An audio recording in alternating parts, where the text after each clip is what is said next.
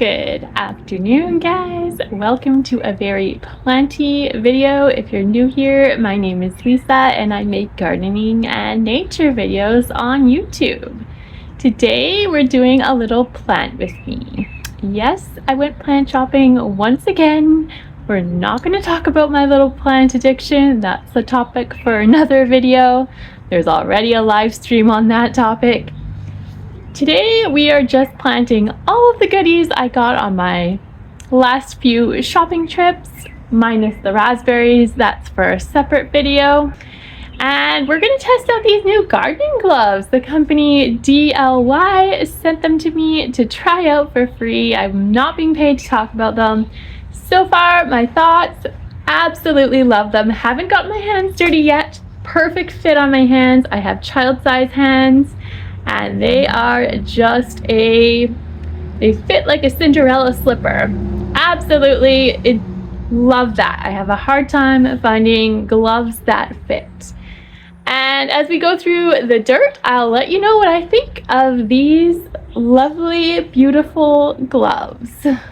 Today we are planting wallflowers, also known as Ericium. I am not saying that right. I'm sure I just butchered the real plant name. I'm going to put it on the screen for you. I believe this is a biannual. It doesn't actually say. I got these at the local Walmart and it doesn't have a lot of plant information on the tag, but my understanding is that this is a biannual wallflower. They smell divine. If you've never smelled a wallflower, I highly encourage you to smell them. They come in both perennial and biennial forms. The ones I had on my last property in the rock garden were the perennial forms that I grew from a wildflower mix. And these are the biennial ones. The leaves are quite different than the ones I had on my last property. And they come in many colors. I've got the yellow and the pink, sort of a lavender pink one here. They do come in burgundies and oranges, many different colors, and they provide a nice pop of color fairly early in the springtime.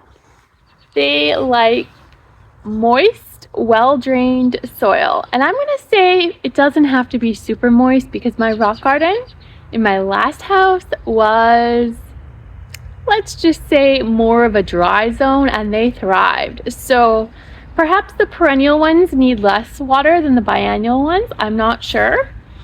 But anyways, you want a moist, super well draining soil. So a little bit of rocks and grit is good for these plants. And I'm personally not going to give them fertilizer. I never fertilized my last wallflowers and they did fantastic. So they are going right in the mulch and the natural soil, no additives.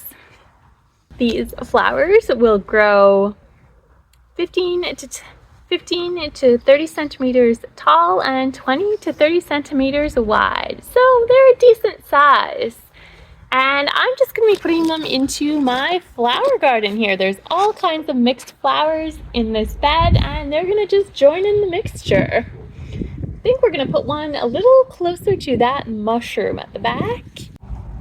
Just going to start with moving my mulch aside, so try to keep as much of that as possible, and then we're just going to dig these guys right into the earth. One of the features of these gloves is that they have these little special fingertips, and that is meant for your phone. And I have tried them out many times making this video. I've had to switch between my email and other notifications that keep popping up. And let me tell you, it is very effective. These little fingertip things, I've had winter gloves with them that do not work very well, but these guys are right on point. So if you're making videos, doing other things where you need to have a phone or a tablet with you in the garden, definitely a good option in terms of usability for your scrolling. Very effective. And let's dig into the earth. This is my favorite gardening tool. This is not sponsored, but it was a year ago, almost 2 years ago. I've lost track of the time. Another company, Berry & Bird, gave me this tool. This pickaxe, let me tell you, I have used this more than any other garden tool in my collection. Thank you again to Barry and Bird for sending this to me. I love it so much.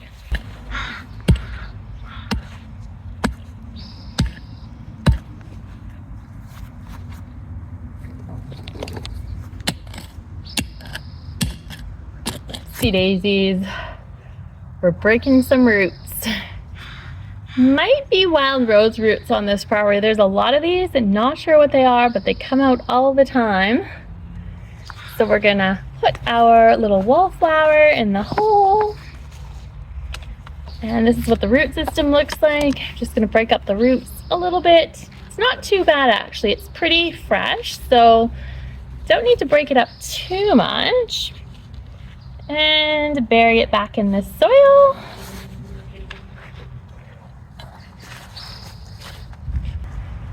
Cover with mulch.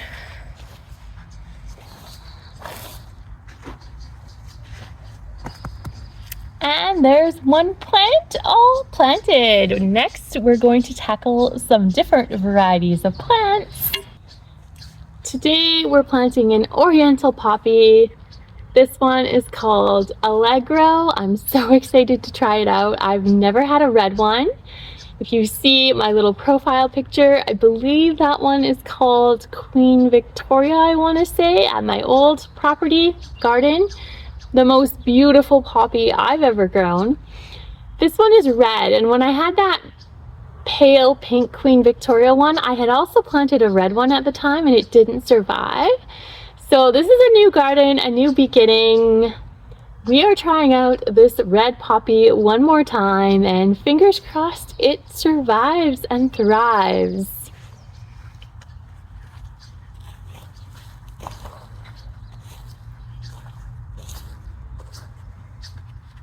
Right next to my bird bath. Although it may move a little bit, this is kind of the general location where my bird bath is going to be, in the flower garden.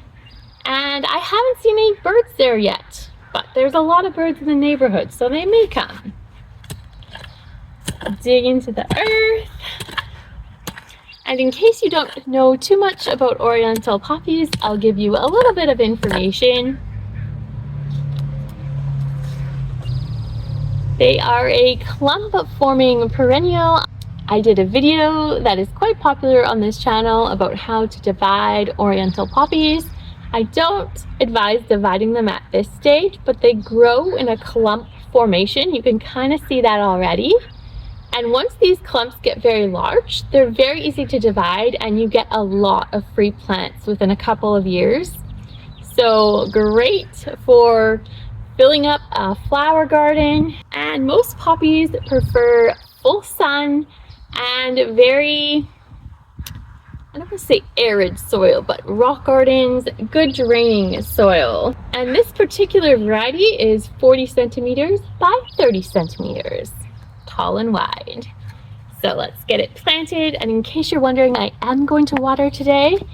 It is a balmy 16 degrees Celsius this afternoon on Vancouver Island, and definitely gonna water. This is gonna be my very first time watering on this property, and I'm so excited to try out my hoses. My favorite thing about gardening is watering. It is so much fun to water.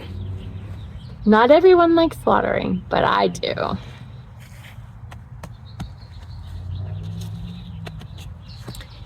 So we've got this little poppy planted in its new home. Can you see that? Yes, you can. I'm trying to use the forward-facing camera for this just because I can see myself better. And when you can see yourself better, you know how the video is going to turn out. So next, we are going to plant a strawberry plant. We are down by the fence now, and this is the location where I'm going to plant a single strawberry plant. There may be more coming. I haven't decided yet. This one is called Eversweet, and the only amendments I'm going to use are kelp meal and, most importantly, bone meal. Bone meal promotes flowering and fruiting in any food producing berries, fruit trees, all of those sorts of plants. So I feed my fruit trees with this every season, usually twice a season, once in the fall and once in the spring. And they usually are really productive for the most part. I will add, this is a bit of a wild card, this area, because this is where I put, let's say, not thoroughly aged horse manure. When I was renovating this garden, when I first bought this property, tore out the grass, I put down unaged horse manure as more of a temporary mulch, and I left it here to decompose. So the strawberries will definitely get some nutrition from the unaged horse manure, but they're also going to get the nutritional benefits from the bone meal and the kelp meal. So fingers crossed, they look like they're on steroids, because they really should be at this point. And there will probably be more specimens coming, specimen plants, whatever you want to call them. Just one of my favorite words. Just digging them in. They really don't need that much depth, but I like to get them off to a good start. And this particular one is flowering already, which is super exciting. By the way, I'm really sweating. Not that you needed to know that, but one of the features of these gloves is the breathability. They're made of a faux leather, this part, which is awesome. Love that. And the upper part, I read the website, I checked the actual gloves themselves. Doesn't say what this is made out of, but if I was to guess, it's either 100% cotton or it's a cotton blend, because they are advertising that they have really good breathability.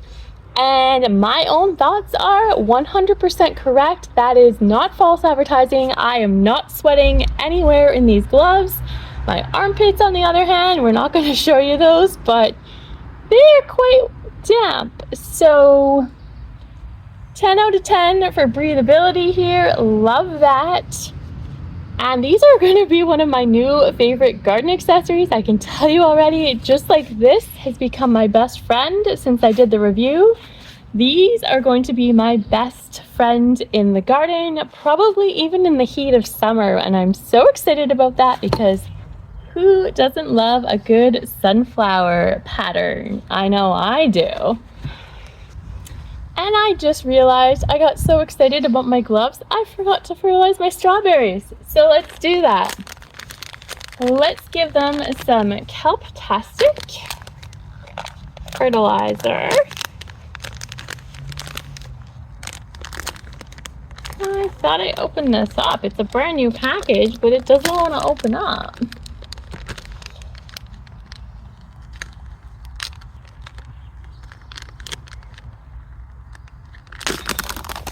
Oh, booey.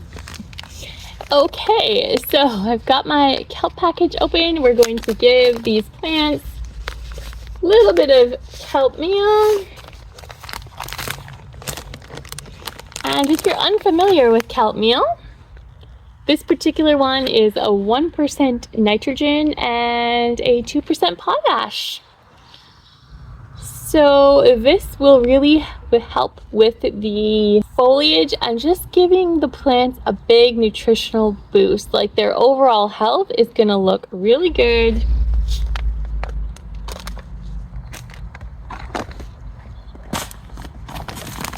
Next, we're going to give these guys a dose of bone meal. And I'm just going to add a little more mulch. And that's it. The water will come later. We are now in what I'm calling my salad bar garden, and we are planting my purple spinach. I saw this at the local grocery store, the little plant stand, and it caught my eye. I had no idea this was spinach, and I just want to share a little bit of the plant information with you because I was super fascinated when I saw this. This is called purple Orach mountain spinach. I'll put the name on the screen because I always butcher these plant names. There's a scientific name that I'm not even going to try because it's a little too challenging. This is a hardy and prolific perennial salad green that self-seeds. Now, I am really turned on by the word perennial in a salad green. Like, holy crap, that is super awesome. And the seedlings readily appear in early spring. Luscious and delicious purple edible greens. Just picture this in a salad. You've got your dark greens, you've got some reds, and check out those purples. Like, this is gonna make the most beautiful looking salad. This is great in permaculture where you can afford to run this wild. Well, I'm not necessarily practicing permaculture. Howie, this is a plant for you. Food Forest Permaculture on YouTube. If you don't have this purple Orach mountain spinach, you need this in your permaculture food forest. Easy to grow. So even though this says it runs wild, I'm going to embrace that. If it runs wild in my garden, power to you, spinach. I want all that Popeye power.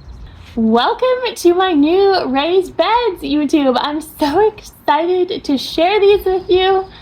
And let's get this spinach planted. So now I am faced with a dilemma. Have not decided what I should do, but let me know in the comments what you would do if you had this dilemma. I want to show you this plant. And if you can see, there are a whole bunch of, I'm going to call them separate plants, but because I don't know too much about this perennial, I have to assume they're all individually rooted and there's no bulbs or anything like that present, because my first instinct is to separate these. If I do, I'll have about 10 plants. Let's see. Taking a bit of a risk because I don't want to destroy this plant, but let's see. OMG, holy Christ. I hope that's not censorable on YouTube. I think I bought myself 1, 2, 3, 4, 5, 6, 7, 8, 9, 10, 11 seedlings for $3.49. Holy stoodle. I have other words I want to say. I cannot say them on YouTube. OMG, like the value is like out of this world. I thought I was buying one plant. I am like mind blown right now. Like, this is so easy compared to just, I mean, milk jugs aren't hard, but this is so easy for like the price. Can't even believe this. I am shook out of the water or the soil, whatever you want to call this. So let's get them planted. I just won a plant lottery today that I didn't know I was playing. And I will say, digging with my hands with these gloves, super awesome. And the one thing I really will appreciate, I'm going to share it with you at the end of the video, is two things. If these gloves don't get any soil down the opening, which I tried to tighten up, they do have tightening functions, and down into my fingernails, I will be on cloud 9, because that is my pet peeve with commercial gardening gloves. I have many pairs, and many times I still get dirt under my nails. So if I can have no dirt under my nails wearing these, oh my god, I'll be on gardening glove heaven, ecstasy, whatever you want to call it. I am having a very good day today. I don't know how much of this is going to stay in the video because this is a little wild, but that's how excited I get with plants. It gets a little out of this world sometimes. So, I have my little elephant can. We're going to give this guy a drink. just because I think they're a little fragile, and then we're gonna get the rest of them planted.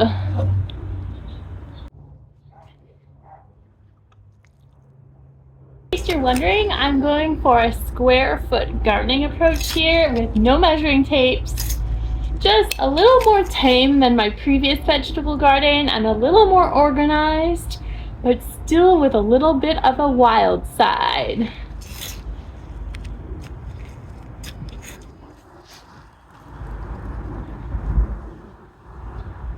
That is just so beautiful.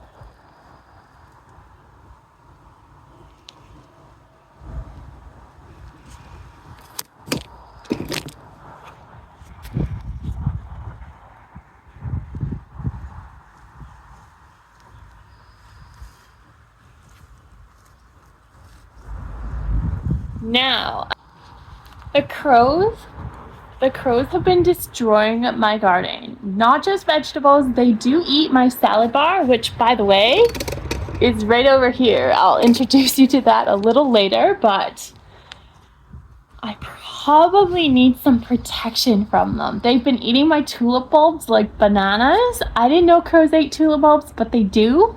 They eat the bulbs, they eat the greens. So they also eat my Swiss chard, I've noticed. I'm willing to bet they might eat spinach. So I might need to protect these little baby spinaches. Now, I don't have my supervisor protection anymore. If you're new here, I used to have a golden retriever. He passed away. Oh, I don't know, it's been 2 years? It's been more than a year. Lost track of the time, but he is no longer here. I don't have any pets right now, but the neighborhood birds, they are little hooligans in my garden. So I might need some bird protection. Don't think any other critters will be a problem, but the birds might be.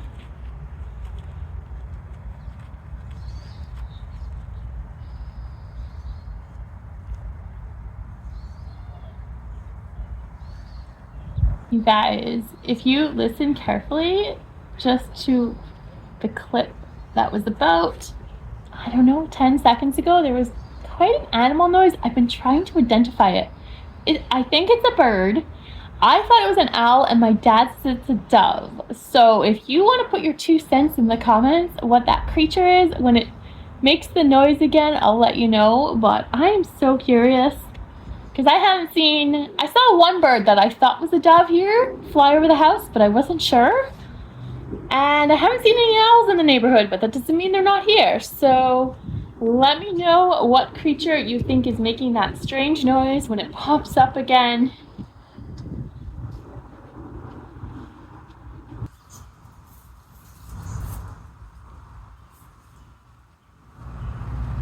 Purple is actually my favorite color, so these spinaches have me won over with just their appearance, let alone anything else.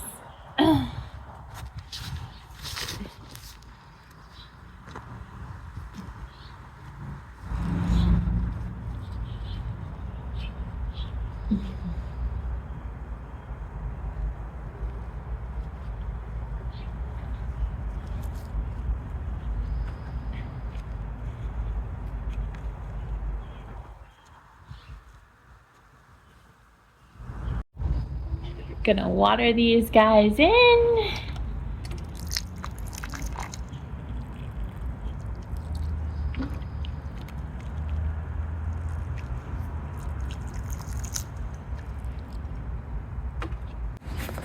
Here's a little look at how my salad bar is coming along. This is all the purple spinach we just planted. This is the rainbow Swiss chard that was original to this property. Early spring or late winter, I transplanted these 3 into a closer together arrangement. And this sort of section of my garden is basically a salad bar. We have a spicy arugula here. you've never tried arugula greens, highly recommend. They're not looking super hot right now, literally or figuratively, but they will bounce back. And then this little baby kale plant I found growing in my gravel. So I transplanted it into the vegetable garden, and this is going to be the green section. I have a few little lettuce sprouts in my milk jug containers already. So when they get just a little bit bigger, they're going to go into the salad bar, and that is just going to be my little salad bar garden right there. The tomatoes probably won't go in that section, but there will be tomatoes, cucumbers, and many other veggies to come. Super exciting, as well as the traditional summer crops. We're gonna have those too. It's gonna be so much fun. You guys, the final reveal, the ultimate test of a gardening glove that is my dream is, does any soil or debris get into the gloves and down into my fingernails? Let's see how these gloves fared. I was digging with my hands, so let's take a look. I think we have a winner. Let's try the other side. They are just as good as before I put the gloves on, and if you're wondering, I still had a tiny amount of residual dirt from a few days ago when I was wearing my old gardening gloves, and let me tell you, that was not a pretty sight afterwards. But these guys, perfect. I'm going to be wearing these a lot. You are definitely going to see them in future videos. Thank you so much to the company DYL for sending these to me. I am so grateful, and we'll see you soon in another video. Bye-bye.